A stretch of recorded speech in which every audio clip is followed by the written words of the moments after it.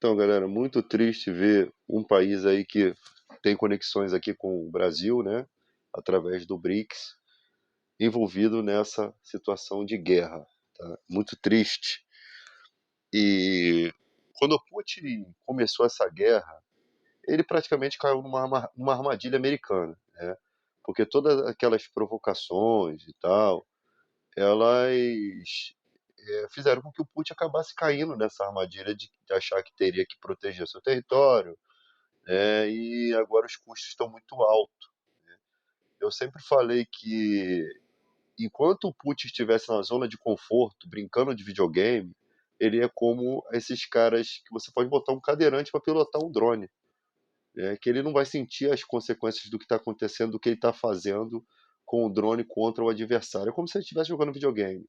E a população russa, que alguns que apoiam essa situação na Ucrânia, outros também que nem têm o direito de falar nada, né, porque é isso que acontece nesses países, porque às vezes a gente tem que questionar se de fato, por mais que a gente seja contra o massacre que está acontecendo lá na Palestina, lá em Gaza, né, a gente na mão do Ocidente, a gente sabe como é que é, a gente tem liberdade. Na mão do Oriente, fica difícil a gente sobreviver.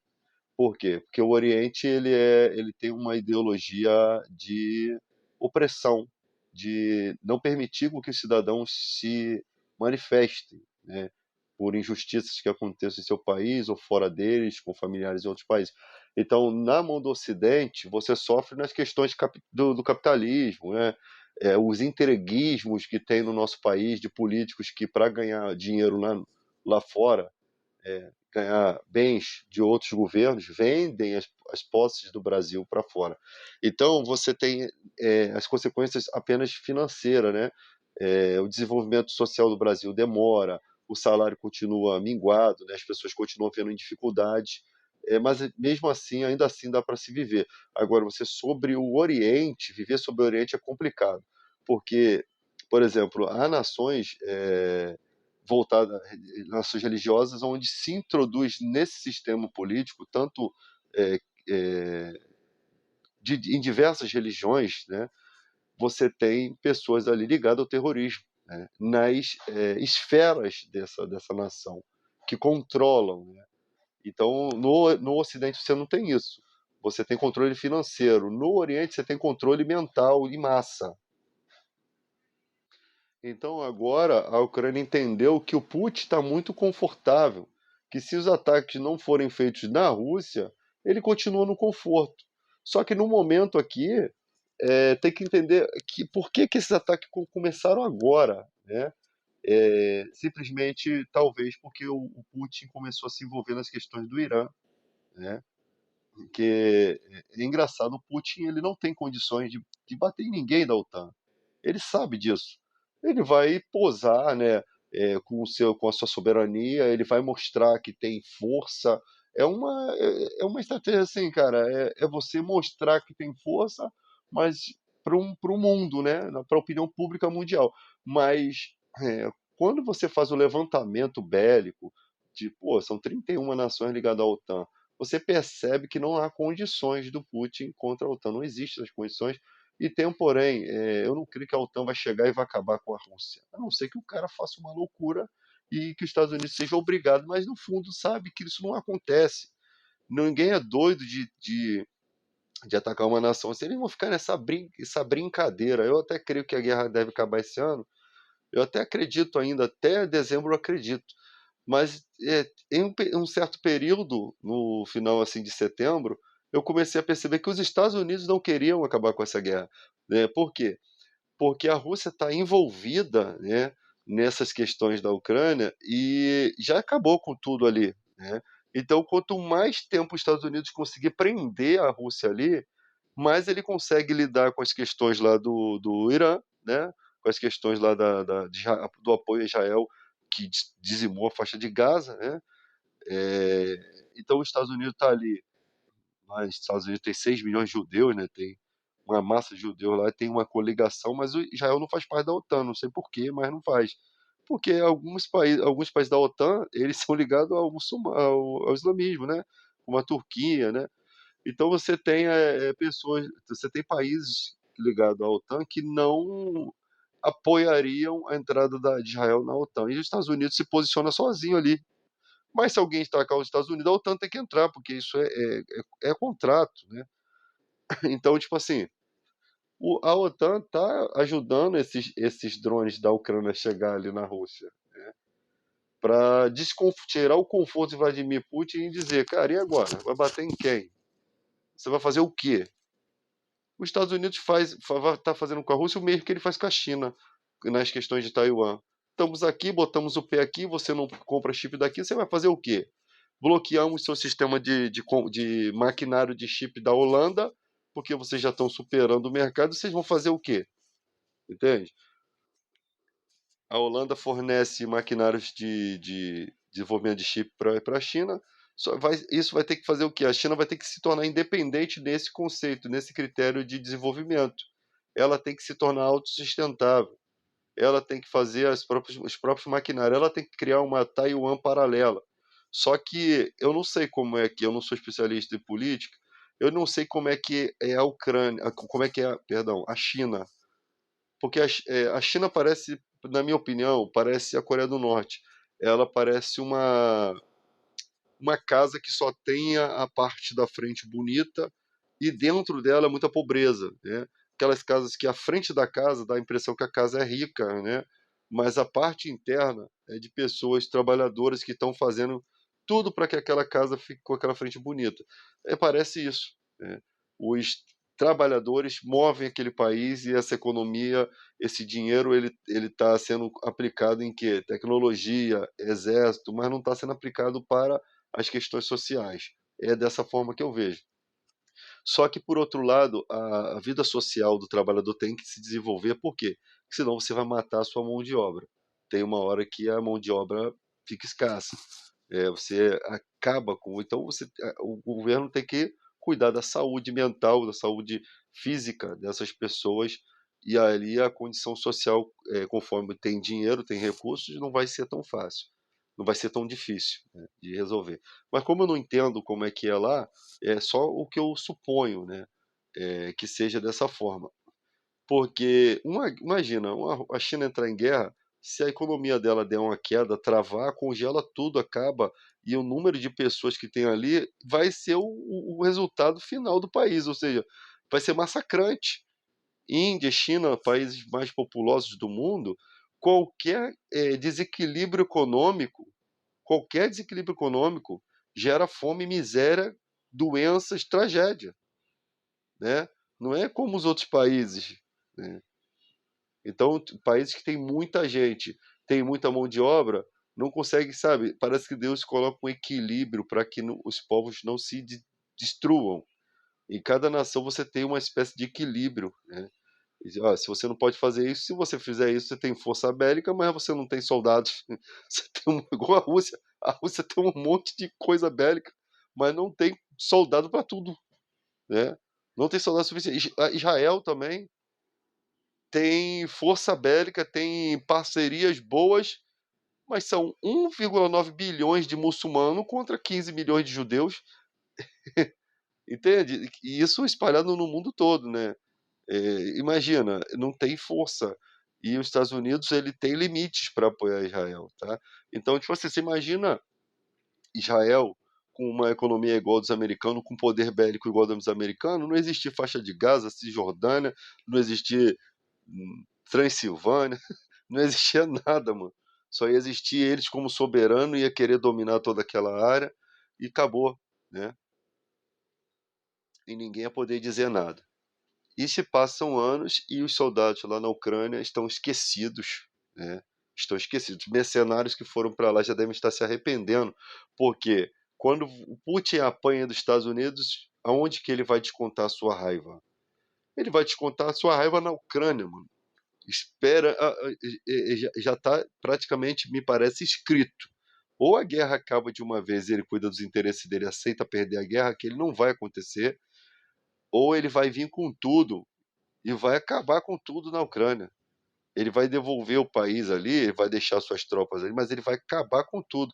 Só que numa dessa, mano, se eles acertar aquela usina nuclear, ou algum abalo, sei lá, acontecer daquela usina ela ser detonada, ou ela ser detonada por gente lá de dentro mesmo, porque se ela for detonada, a Rússia está lascada também, está bem próximo ali.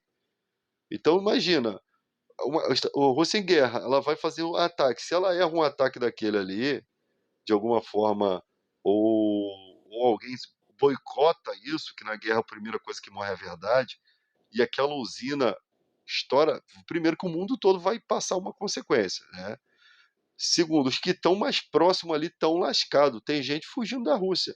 Então agora a opinião pública russa, quando está vendo a guerra de perto, muda ou não? Porque, cara, eu fico revoltado.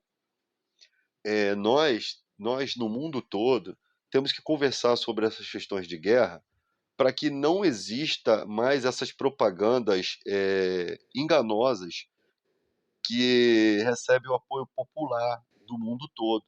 Esse apoio popular, às vezes, acaba forçando lá dentro da ONU, a manifestação de algumas pessoas que só querem fazer politicagem, né. Então, tipo assim, eles estão um pouco se cagando para o que está acontecendo, mas se eles vão conforme a onda. É igual aqui no Brasil, a política no Brasil, tem emissoras de televisão que ela só pula de galho, ela tá com o presidente aqui apoiando, fazendo tudo tal, tal, tal, mudou o presidente, o discurso muda, já começa a puxar outro saco. É só pula de pentelho, né, de um saco para o outro. É isso que acontece, são pessoas que não têm caráter, o mundo é formado de pessoas, eh, cafajestes. Você vê, pessoas que fingem que estão casando, namorando para vender revista, para vender fofoca, para vender mídia, né, o palácio das mídias digitais, a terra do Instagram, do Telegram, a terra dos Twitters, isso dá milhões de dinheiro, mano. Então tem pessoas pouco se lixando com o que falam dela, que às vezes brigas que são até inventadas. Por quê? Porque isso está trazendo dinheiro. Eles passaram a fazer atuações como, imagina, um artista vai lá, se despenca todo no teatro para fazer uma atuação, para como se fosse escrever um livro, né, escrever uma história pra gente. Agora essa história está valendo muito dinheiro. Então tem pastores dando testemunho mentirosos para as pessoas glorificar. Nossa, que coisa legal, aquilo nunca aconteceu. Se aconteceu, não é nem 10% do que ele está falando ali, sabe? É uma mentira deslavada por cima de tudo, de uma casca, para poder manipular, para poder manipular as pessoas. Esse dia tinha uma postagem aqui na internet, do governo dando ar-condicionado para o pobre. Você acredita que o governo vai dar ar-condicionado? Tá, o pobre tem dinheiro nem para pagar a conta de luz? Daí você já percebe, aí você vai lá no Google, não acha nada, não tem nada a respeito daquilo. O 71 tá ganhando dinheiro, porque tem muito trouxa sendo enganado, muita gente que eles enganam, e a cada dia estão cada vez mais espertos, e tem muita gente inocente, coitados, pessoas que acreditam de boa fé, que não tem ninguém assim com inteligência, né. E tem uns que se acham inteligentes, não, pesquisei na internet e tal, os sites tudo falso. Eu vi lá, tem comentários bons, tem isso, os caras conseguem manipular até os que se acham espertos. Então, a situação tá complicada.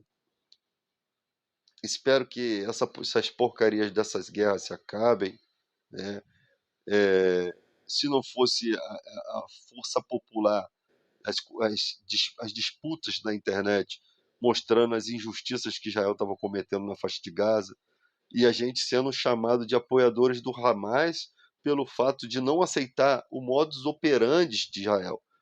Israel tem o direito de se defender, Israel passou por muitos sofrimentos, né, nessa vida. A história de Israel está aí, para todo mundo ver. E ninguém aqui a favor do Holocausto, ninguém aqui é contra Israel, nós somos contra o governo atual lá, o premier Benjamin Netanyahu, a conduta, como se conduz, os políticos, dizer que em Gaza não há inocente, 43% da população infantil, né, menores de idade, tem gestantes, tem idosos, tem deficientes, tem pessoas com problema de saúde, tem médicos, ninguém ali armado, ninguém é o Hamas ali. É sobre essas pessoas que os ataques estavam vindo. Depois da pressão popular, depois do nosso presidente encarar de frente o que muitos frouxos não fizeram, mas que no final todo mundo virou as costas lá para os Estados Unidos, para Israel. Depois de muito custo, o que que aconteceu?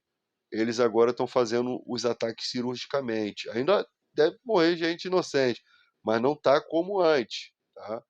Então, tipo assim, deu-se um alívio. Já depois que ele foi cirúrgico, conseguiram um acordo, já trocaram prisioneiros, entende. Com aquela situação de bombardeio não ia fluir, eles iam, sabe, tem um limite, gente, eles passaram do limite do primeiro momento que eles fizeram aquilo. Atacar hospitais, porque, mostrar que tem túneis ali, lógico que todo mundo sabe onde que você vai fazer um túnel? No lugar onde você vai virar alvo, ou você vai fazer um túnel debaixo de um hospital, porque você não espera que o seu oponente seja tão ridículo a ponto de matar inocente junto com o terrorista, sabe. Você não espera isso. E se ele fizer isso, está caindo na armadilha do Hamas. Por quê? Porque o Hamas está conseguindo mostrar a que nível é o seu adversário, né, e que se iguala com o terrorismo deles, e está conseguindo ter efeito, no coração da comunidade muçulmana. Porque 1,9 bilhões de muçulmanos, você sempre tem, em cada canto você tem extremistas. E você tem gente que se torna extremista. Quando perde parentes e tal, as pessoas cegam. E tem a população mundial começa a sair para as ruas para fazer apoio. O apoio eu sou a favor. Não o apoio terrorista, mas o apoio da comunidade muçulmana, que eu achei que foi muito fraco. São 1,9 bilhões de muçulmanos no mundo. Todos eles tinham que ter ido para as ruas em apoio ao povo da faixa de Gaza. Todos eles tinham que ter ido, não para arrumar guerra, confusão, mas para uma pressão popular, para vocês mostrarem: olha o nosso tamanho, olha quem somos, nós estamos aqui, nós não fazemos mal a ninguém, tá? Nós não fazemos mal a ninguém, só queremos viver a nossa religião. E com tudo isso, o Brasil começou a aprender um pouco mais sobre o islamismo. Começou a aprender como é que funciona, que eles não são terroristas como se imagina, porque todo mundo que você vai conversar que apoia Israel nessa situação não entende, pensa que todo mundo no muçulmano é envolvido com terrorismo.